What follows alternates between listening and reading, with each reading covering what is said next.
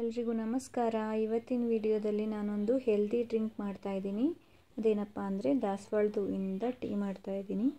ನಾನಿಲ್ಲಿ 2 ಲೋಟದಷ್ಟು ನೀರನ್ನು ಹಾಕೋತಾ ಇದ್ದೀನಿ. ಅದಕ್ಕೆ ನಾನಿಲ್ಲಿ ಜಜ್ಜಿರುವಂತಹ ಹಸಿ ಶುಂಠಿನ ಕೂಡ ಹಾಕೋತಾ ಇದ್ದೀನಿ.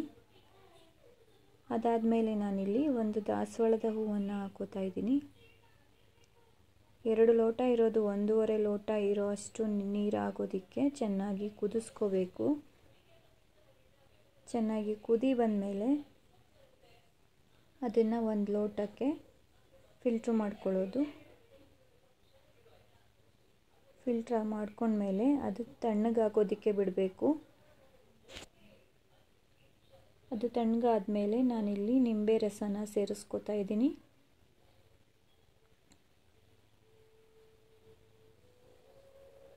ನಿಂಬೆ ರಸನ ಸೇರಿಸ್ಕೊಂಡ್ಮೇಲೆ ನಾನಿಲ್ಲಿ 1 ಟೇಬಲ್ ಸ್ಪೂನಷ್ಟು ಜೇನುತುಪ್ಪನ ಮಿಕ್ಸ್ ಮಾಡ್ಕೋತಾ ಇದ್ದೀನಿ. ಚೆನ್ನಾಗಿ ಮಿಕ್ಸ್ ಮಾಡ್ಕೊಂಡ್ಮೇಲೆ ಈ ಡ್ರಿಂಕ್ ರೆಡಿಯಾಗಿರುತ್ತೆ.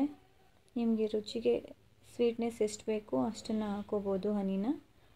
ಇದು ದೇಹದಲ್ಲಿರೋ ಕಲ್ಮಶನ ಹೊರಗಡೆ ಹಾಕೋದಕ್ಕೆ ಹೆಲ್ಪ್ ಮಾಡುತ್ತೆ.